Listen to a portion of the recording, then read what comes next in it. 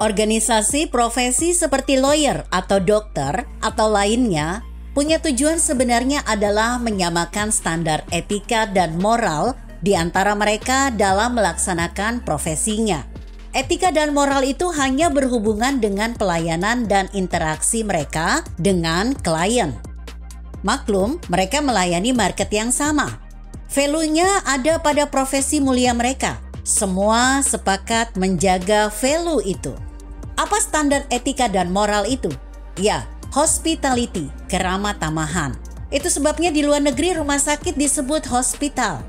Dalam hal profesi, selain dokter, itu biasa saja. Tetapi untuk profesi dokter, lain. Dokter juga bagian dari sistem pemasaran industri farmasi. Industri butuh pengakuan dari profesi semacam dokter. Industri farmasi ya tetaplah bekerja sebagai sebuah industri. Kadang karena motif bersaing, mereka menggunakan organisasi profesi sebagai pintu masuk, mematikan pesaingnya dan mengejar hegemoni. Dan ini memungkinkan sistem kesehatan yang terkait dengan standar kepatuhan medis yang ditetapkan WHO. Makanya jangan kaget bila profesi dokter sudah menjadi bagian dari mesin kapitalis industri. Dokter yang bukan ilmuwan riset diharuskan patuh dengan produk obat dan alkes berbasis riset. Metodologi riset itu standarnya WHO. Padahal sains itu yang katanya berbasis riset itu tidak seutuhnya benar. Mengapa? Setiap observasi ilmiah dapat dilihat dari berbagai perspektif berbeda. Bahkan, setiap teori dapat saja dibelokkan dengan sudut pandang yang baru. Apapun yang katanya ilmiah, itu bukan kebenaran dan kepastian. Nggak percaya? Cobalah kalau teori klasik Newton itu dianggap kebenaran yang final. Saya yakin tidak akan ada perubahan. Tetapi karena banyak yang kritik dan membantah, teori itu berkembang terus sampai dengan munculnya sebuah paradigma relativitas yang dipelopori oleh Albert Einstein. Tahun 2013 saya kena jantung koroner. Dokter di Penang, Malaysia, nasihati saya untuk minum jamu. Kalau tidak sembuh juga dalam sebulan, saya disarankan kembali ke dia untuk dioperasi. Ternyata sebulan makan jamu itu keluhan tidak ada. Saya general check up di rumah sakit.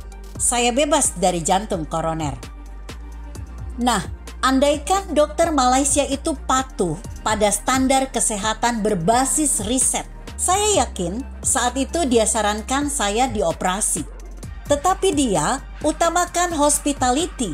Bukankah menghormati kearifan lokal juga adalah bagian dari hospitality?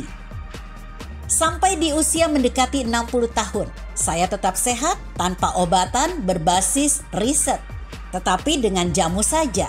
Alhamdulillah, saya bebas dari penyakit gula, asam urat, kolesterol, jantung, darah tinggi. Ke rumah sakit setiap 3 bulan hanya untuk general check up. Semua clean. Dan lagi yang membuat tidak terjadi kemajuan dan perubahan yang lebih baik dari zaman ke zaman, ya hanya agama. Mengapa? Karena orang dipaksa percaya dan patuh. Maka matilah nilai esensi spirit manusia. Apa itu? Kebebasan. Dan kalau profesi dokter mengaminin standar WHO atau fatwa WHO, maka dia sama seperti agama.